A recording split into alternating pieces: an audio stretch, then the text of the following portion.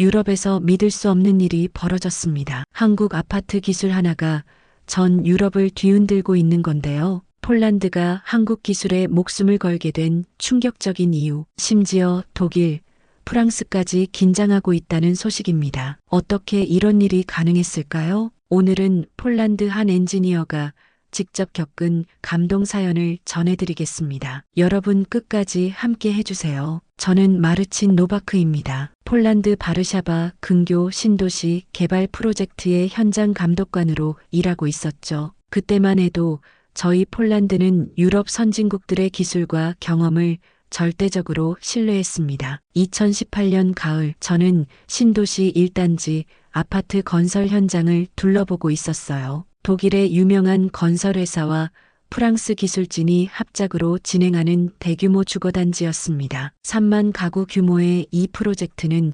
폴란드 정부가 야심차게 추진하던 사업이었죠. 마르친, 이번 겨울 입주가 가능할 것 같나? 프로젝트 총괄 매니저인 토마시가 물었습니다. 독일 팀에서는 문제 없다고 하는데 저는 조금 불안했어요. 현장을 돌아보니 뭔가 이상했거든요. 첫 번째 문제는 배관 시스템이었습니다. 독일 기술진이 설계한 중앙난방 시스템을 보니 폴란드의 혹독한 겨울을 제대로 고려하지 않은 것 같았어요. 배관 두께도 얇고 보온재도 충분하지 않았습니다. 이거 괜찮을까요? 제가 독일 현장 책임자인 하인츠에게 물었습니다. 당연하지. 우리는 30년 경험이 있어. 독일에서도 추운 겨울이 있다고. 하인츠는 자신만만했어요. 하지만 저는 계속 불안했습니다. 폴란드 동부의 겨울은 영하 25도까지 내려가거든요. 독일보다 훨씬 춥죠. 프랑스 팀이 담당한 외벽 단열재도 마찬가지였습니다. 서유럽 기준으로 설계된 단열 시스템이 과연 폴란드 기후에 맞을지 의문이었어요. 저희 폴란드 기준으로는 단열재가 조금 부족한 것 같은데 제가 프랑스 기술자인 피에르에게 말했습니다. 아니야 마르친, 프랑스 기준이 유럽 최고 수준이야. 걱정하지 마. 피에르도 마찬가지로 자신했죠. 그해 12월 첫 번째 입주가 시작됐습니다. 처음에는 모든 게 순조로워 보였어요. 주민들도 만족해했고 정부에서도 성공 사례라며 홍보했습니다. 하지만 진짜 문제는 1월에 시작됐어요. 마르친, 큰일 났어. 새벽 6시에 토마시에게서 전화가 왔습니다. 무슨 일이야?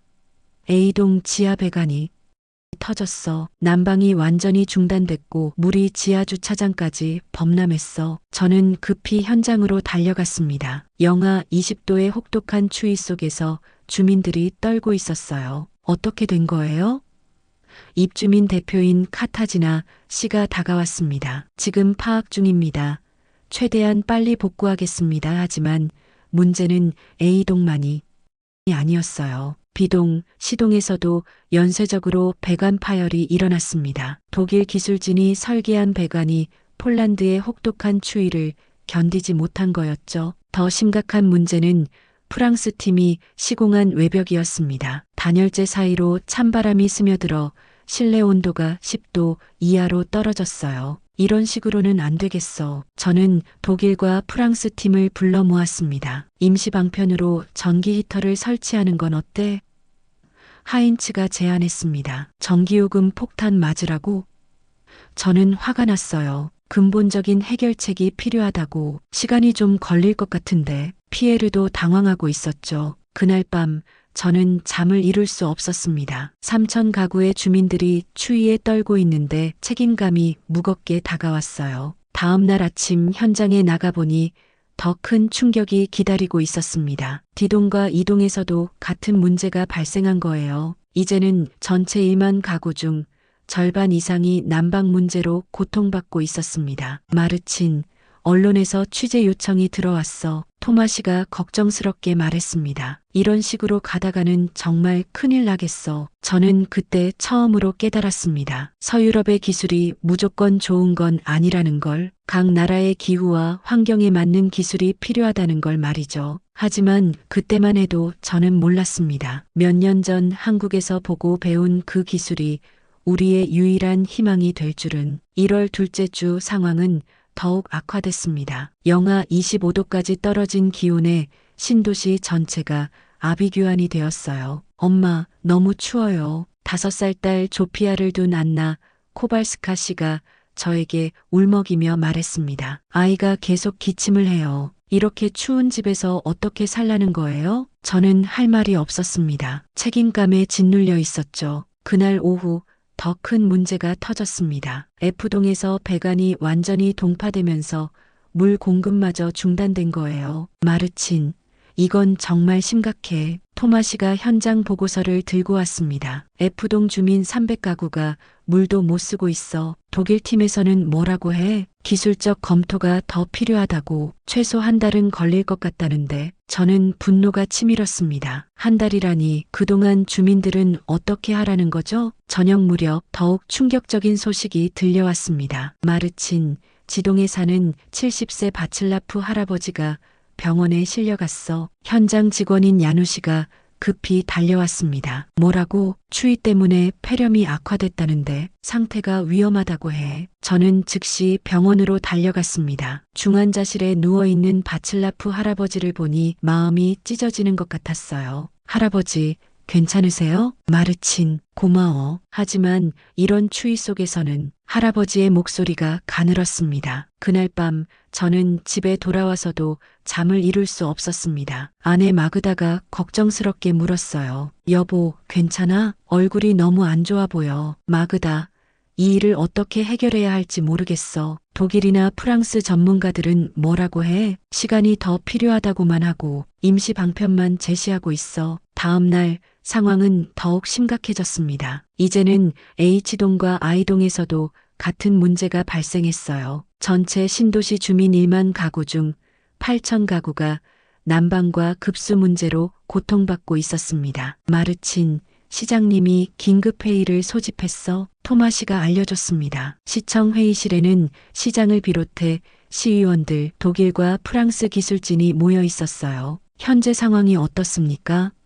시장이 무거운 표정으로 물었습니다. 8천 가구가 난방 문제로 고통받고 있고 3천 가구는 급수도 중단된 상태입니다. 제가 보고했습니다. 독일 팀에서는 언제까지 해결할 수 있다고 봅니까? 시장이 하인츠에게 물었어요. 기술적 분석을 더 해봐야겠지만 최소 2에서 3개월은 2에서 3개월이라고요? 시장의 목소리가 높아졌습니다. 그동안 주민들은 어떻게 하라는 겁니까? 임시 전기 히터를 설치하고 그 비용은 누가 부담하죠? 전기요금만 한 달에 수억 질로티가 나올 텐데. 회의실은 무거운 침묵에 휩싸였습니다. 그때 제가 생각난 게 있었어요. 3년 전 한국 출장에서 보았던 그 아파트들 말이에요. 시장님, 혹시 다른 방법을 찾아볼 수 있을까요? 다른 방법이요? 몇 년 전 한국에 출장을 갔었는데 거기서 본 건설 기술이 한국? 시의원 중 한 명이 의아해했습니다. 네, 한국의 아파트 건설 기술은 우리보다 훨씬 추운 기후에도 대응할 수 있도록 설계되어 있었습니다. 하인츠가 비웃듯이 말했습니다. 한국? 아시아 기술로 유럽 문제를 해결한다고? 적어도 지금보다는 나을 것 같은데요. 저는 당당하게 대답했습니다. 그날 저녁 저는 집에서 3년 전 한국 출장 자료들을 다시 꺼내봤습니다. 서울의 아파트 단지, 부산의 신도시, 그리고 강릉의 동계올림픽 선수촌까지. 여보, 이게 뭐야? 마그다가 물었습니다. 한국에서 찍은 사진들이야. 마그다 봐봐. 이 아파트들은 영하 20도에서도 문제없이 작동하고 있었어. 정말? 응. 그리고 난방비도 우리보다 훨씬 적게 나왔어. 기술이 정말 대단했어. 그 순간 저는 확신했습니다. 한국 기술이 우리의 유일한 희망이라는 걸. 하지만 문제는 어떻게 한국과 연결될 수 있느냐였죠. 그때만 해도 한국은 우리에게 너무 먼 나라였으니까요. 2월 첫째 주 상황은 더욱 절망적이 되어갔습니다. 바칠라프 할아버지에 이어 두 번째 응급환자가 발생했어요. 마르친, 제2동에 사는 임산부가 조산 위염으로 병원에 실려갔어. 야누시가 급히 달려와 말했습니다. 또?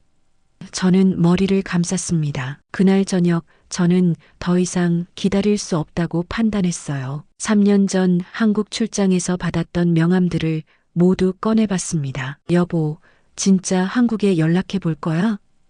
마그다가 걱정스럽게 물었습니다. 다른 방법이 없어. 독일과 프랑스 팀은 계속 시간만 끌고 있고 명함 중에서 서울의 대한건설기술공사 김태현 부장님 명함이 눈에 들어왔어요. 당시 저에게 한국의 혹한기 건설 기술에 대해 자세히 설명해 주셨던 분이었죠. 하지만 문제가 있었습니다. 제 영어 실력이 그리 좋지 않았거든요. 마그다, 영어 좀 도와줄 수 있어? 물론이지. 뭐라고 쓸 건데? 저는 간절한 마음으로 이메일을 작성하기 시작했습니다. 이메일을 보내고 나서 저는 초조하게 답장을 기다렸어요. 시차 때문에 답장은 다음날 아침에나 올 것 같았거든요. 다음날 오전 9시 제 휴대폰에 알림이 떴습니다. 김 부장님이 답장을 보내주신 거였어요. 저는 너무 기뻤습니다. 저는 즉시 현재 상황을 자세히 설명하는 이메일을 보냈어요. 사진과 함께 우리가 겪고 있는 문제들을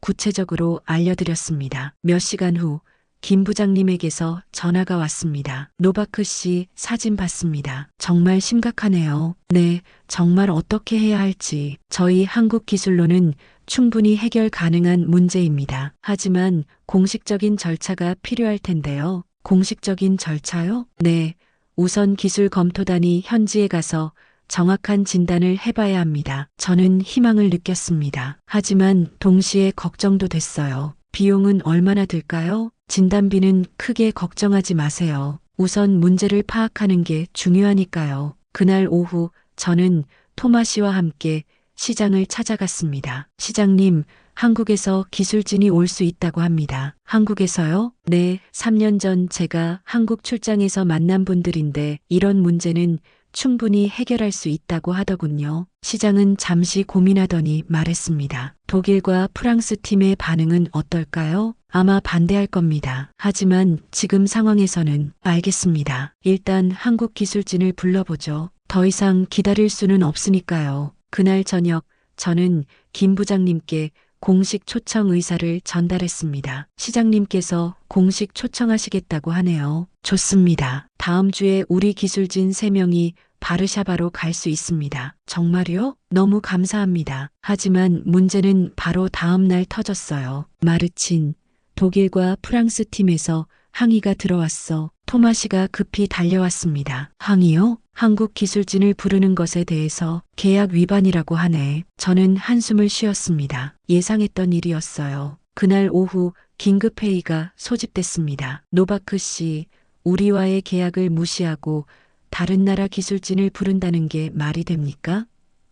하인츠가 화를 내며 말했습니다. 하지만 2개월째 해결되지 않고 있잖아요. 기술적인 문제는 시간이 걸리는 법입니다. 그동안 주민들은 어떻게 하라는 거죠? 피에르도 거들었습니다. 아시아 기술로 유럽 문제를 해결한다는 건 말이 안 됩니다. 그때 시장이 나섰어요. 현재 상황이 얼마나 심각한지 아십니까? 2명이 병원에 실려갔고 8천 가구가 고통받고 있습니다. 하지만 계약보다 시민의 생명이 더 중요합니다. 한국 기술진의 진단을 받아보고 해결 방안이 있으면 검토해 보겠습니다. 그날 밤 저는 김 부장님께 상황을 설명했습니다. 독일과 프랑스 팀에서 반대하고 있습니다. 예상했던 일입니다. 하지만 기술적 진단만큼은 객관적으로 할 수 있을 겁니다. 정말 해결할 수 있을까요? 노바크 씨, 한국은 시베리아보다 추운 곳에서도 아파트를 짓습니다. 폴란드 기후 정도는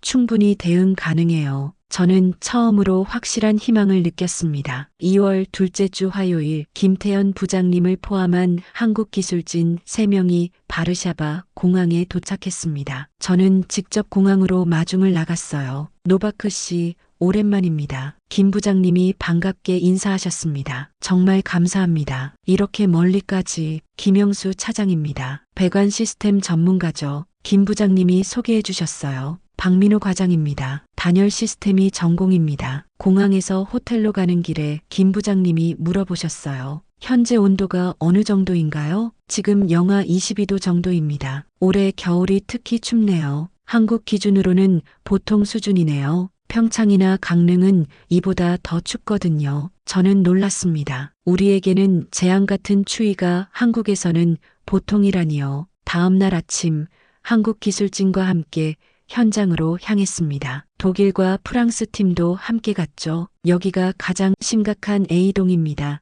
제가 안내했습니다. 김영수 차장님이 지하 배관실을 살펴보시더니 고개를 흔들었어요. 이 배관 두께로는 영하 10도만 되어도 위험합니다. 뭐라고요? 하인츠가 반발했습니다. 독일 기준으로는 문제 없는데요. 독일 겨울 평균 온도가 영하 몇 도인가요?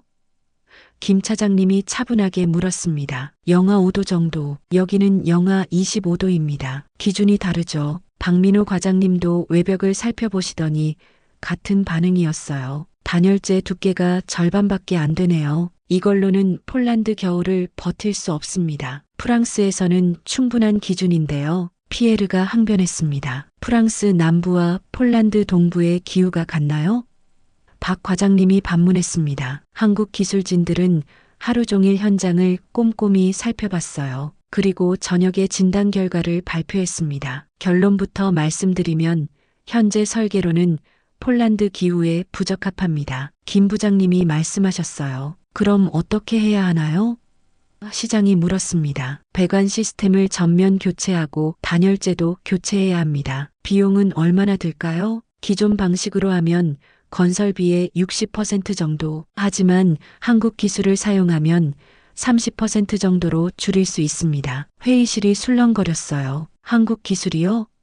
시장이 관심을 보였습니다. 네, 저희는 이미 영하 30도에서도 견딜 수 있는 배관 시스템과 단열 기술을 보유하고 있습니다. 그때 하인츠가 비웃으며 말했습니다. 아시아 기술이 유럽보다 앞선다는 말인가요? 김 부장님이 차분하게 대답하셨어요. 앞서고 뒤서는 게 아니라 기후에 맞는 기술입니다. 독일 기술은 독일 기후에 최적화되어 있고 한국 기술은 혹한 기후에 최적화되어 있어요. 증명할 수 있나요?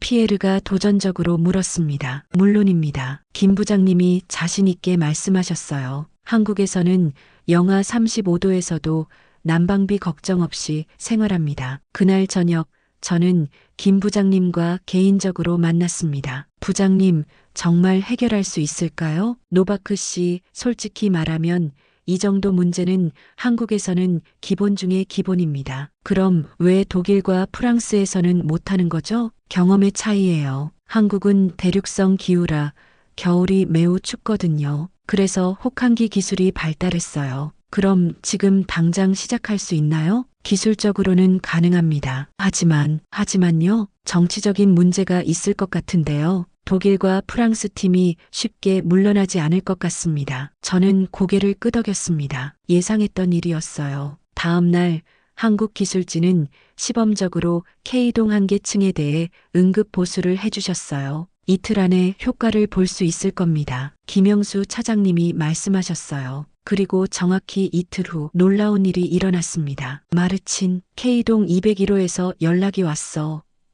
토마시가 흥분해서 달려왔습니다. 뭐라고? 난방이 완벽하게 된다고. 실내 온도가 22도까지 올라왔대. 저는 즉시 K동으로 달려갔습니다. 201호 주민인 스타니스와프 씨가 환한 얼굴로 맞아주었어요. 노바크 씨, 정말 감사합니다. 이틀 만에 이렇게 따뜻해질 줄은. 정말 22도인가요? 네. 게다가 난방비도 절반으로 줄었어요. 그날 저녁 저는 확신했습니다. 한국 기술만이 우리를 구할 수 있다고. K동의 시범 보수 성공 소식은 빠르게 퍼져나갔습니다. 3일 만에 바르샤바 시청을 넘어 폴란드 중앙정부까지 보고가 올라간 거예요. 마르친, 국토개발부에서 연락이 왔어. 토마시가 흥분해서 말했습니다. 국토개발부에서요? 응.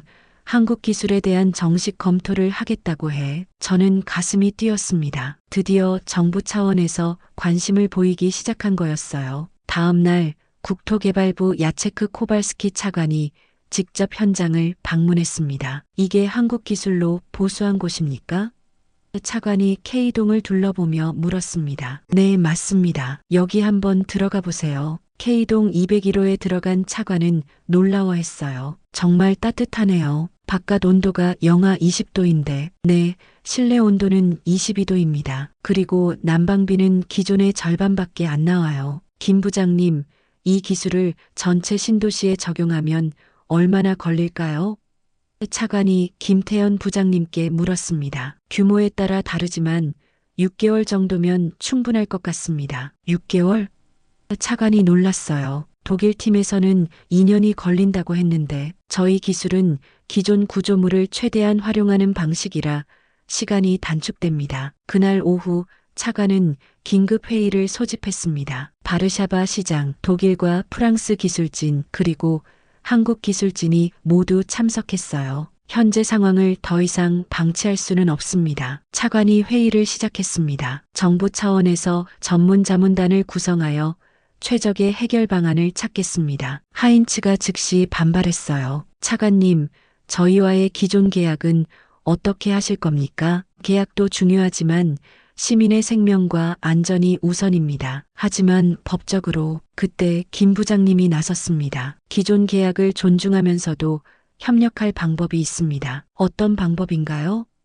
차관이 관심을 보였습니다. 독일과 프랑스 팀은 구조 설계를, 저희는 혹한기 기술을 담당하는 거죠. 각자의 장점을 살리는 겁니다. 피에르가 의외라는 표정을 지었어요. 그게 가능한가요? 물론입니다. 기술에는 국경이 없으니까요. 차관이 고개를 끄덕였습니다. 좋은 제안입니다. 그럼 정부 자문단을 구성해서 구체적인 협력 방안을 마련하겠습니다. 일주일 후 폴란드 정부 자문단이 공식 출범했습니다. 저도 현장 전문가로 참여하게 되었어요. 자문단 첫 회의에서 저는 정식으로 한국 기술 도입을 제안했습니다. 현재 8천 가구가 고통받고 있는 상황에서 검증된 한국 기술을 도입하는 것이 최선의 방안이라고 생각합니다. 근거가 있습니까? 자문단장인 마렉 노바코프스키 교수가 물었습니다. 네, 실제로 K동에서 시범 적용한 결과 난방 효율은 300% 증가했고 비용은 50% 절감되었습니다. 구체적인 수치가 있나요? 저는 준비해온 자료를 펼쳤어요. 기존에는 실내 온도가 10도도 안 나왔는데 한국 기술 적용 후 22도까지 올라갔습니다. 난방비는 월 800질로티에서 400질로티로 줄었고요. 자문단 멤버들이 웅성거렸습니다. 그럼 전체 적용 시 예상 효과는? 또 다른 멤버가 물었습니다. 1만 가구 전체에 적용하면 연간 난방비만 48억 질로티를 절약할 수 있습니다. 48억이라고요?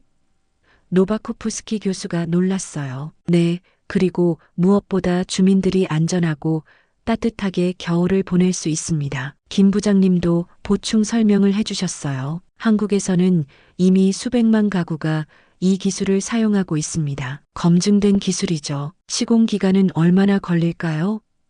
다른 멤버가 물었습니다. 단계적으로 진행하면 6개월 안에 완료 가능합니다. 가장 급한 곳부터 먼저 하고요. 자문단은 일주일간 검토를 진행했습니다. 그리고 마침내 결론을 내렸어요. 자문단의 최종 의견은 한국 기술 도입이 현재 상황에서 최적의 해결책이라는 것입니다. 노바코프스키 교수가 발표했습니다. 저는 가슴이 벅찼습니다. 드디어 정부 차원에서 한국 기술을 인정해준 거였어요. 하지만 문제는 이제부터였습니다. 실제 도입을 위해서는 더 큰 장벽들이 기다리고 있었거든요. 그날 저녁 마그다가 걱정스럽게 물었어요. 여보, 정말 잘 될까? 독일과 프랑스에서 가만히 있을 것 같지 않은데. 그래도 정부에서 인정해준 거잖아. 이제 희망이 보여. 하지만 유럽 언론들이 가만히 있을까? 마그다의 말이 맞았습니다. 정말로 큰 폭풍이 몰려오고 있었어요. 자문단의 한국 기술 도입 권고가 발표된 지 이틀 후 예상했던 일이 터졌습니다. 마르친, 큰일 났어.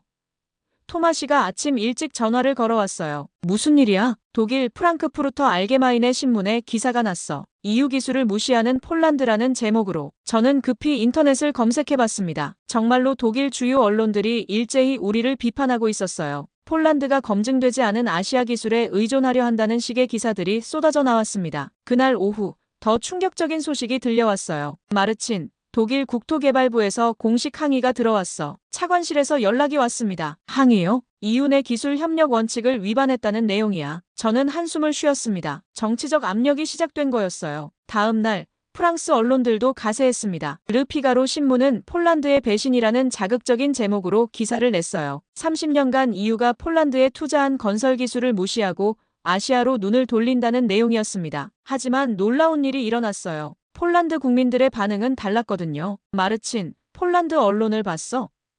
김 부장님이 전화를 걸어왔습니다. 아직 못 봤는데요. 가제타 비보르차에서 우리를 지지하는 기사가 나왔어요. 저는 급히 폴란드 신문을 확인해 봤습니다. 정말로 시민의 생명이 정치보다 중요하다는 제목의 사설이 실려 있었어요. 독일과 프랑스 기술로 해결하지 못한 문제를 한국 기술로 해결했다면 그것이 바로 실용주의다라는 내용이었습니다. 더 놀라운 건 시민들의 반응이었어요. 노바크 씨, 정말 감사합니다.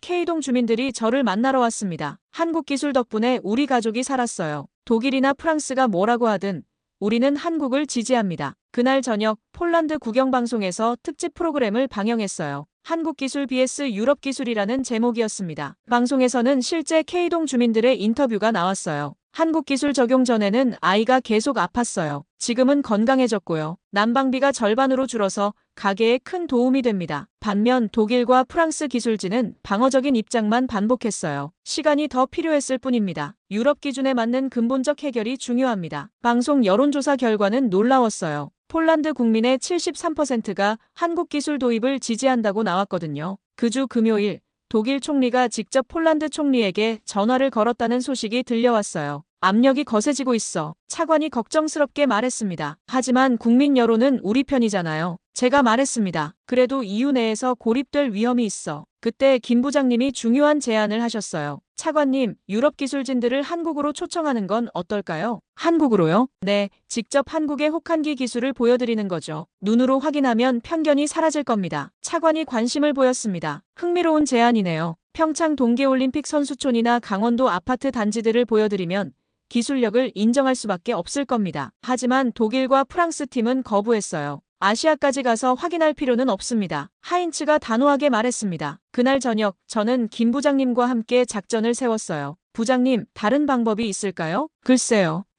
그럼 유럽에 있는 한국 기술을 보여주는 건 어떨까요? 유럽에 한국 기술이 있나요? 네, 독일 뮌헨에 한국 기업이 지은 건물이 있어요. 거기서 우리 기술을 확인할 수 있을 겁니다. 저는 눈이 번쩍 떠졌습니다. 바로 그거였어요. 그럼 독일 현지에서 확인하자고 제안해보죠. 다음 주 우리는 새로운 제안을 했습니다. 독일과 프랑스 기술진을 뮌헨으로 초청해서 한국 기술을 직접 확인해보자는 거였어요. 이번에는 거부할 이유가 없었습니다. 독일 땅에서 독일 기준으로 검증하자는 거니까요. 결국 독일과 프랑스 팀도 동의했어요. 드디어 진짜 승부가 시작되는 거였습니다. 3월 첫째 주 우리는 독일 뮌헨으로 향했습니다. 저 김태현 부장님 그리고 독일과 프랑스 기술진까지 총 8명이 함께 갔어요. 정말 떨리네요. 제가 김 부장님께 말했습니다. 걱정하지 마세요. 기술은 거짓말하지 않으니까요. 뮌헨에 도착해서 우리가 찾아간 곳은 시내에서 30분 거리에 있는 신도시였어요. 한국의 대우건설이 2년 전에 완공한 10세대 규모의 시범 아파트였습니다. 여기가 한국 기술로 지은 건물입니까?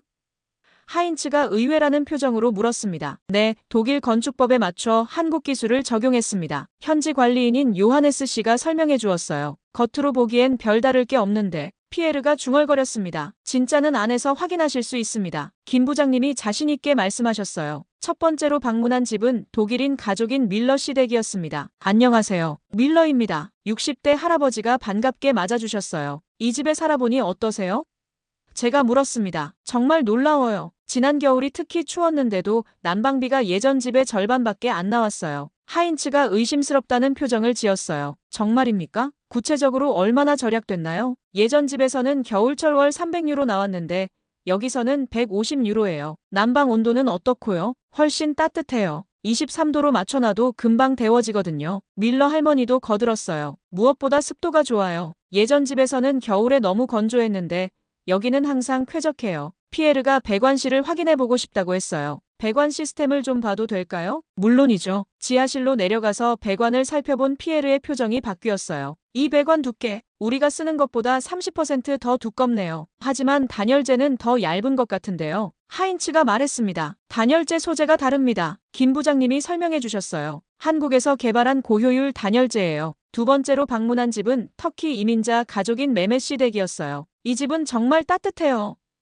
메메 씨가 환하게 웃으며 말했습니다. 우리 고향 이스탄불보다 뮌헨이 더 춥잖아요. 하지만 이 집에서는 고향에 있는 것처럼 따뜻해요. 메메 씨 부인도 나왔어요. 아이들이 겨울에도 감기 한 번 안 걸렸어요. 예전 집에서는 매년 아팠는데 정말요?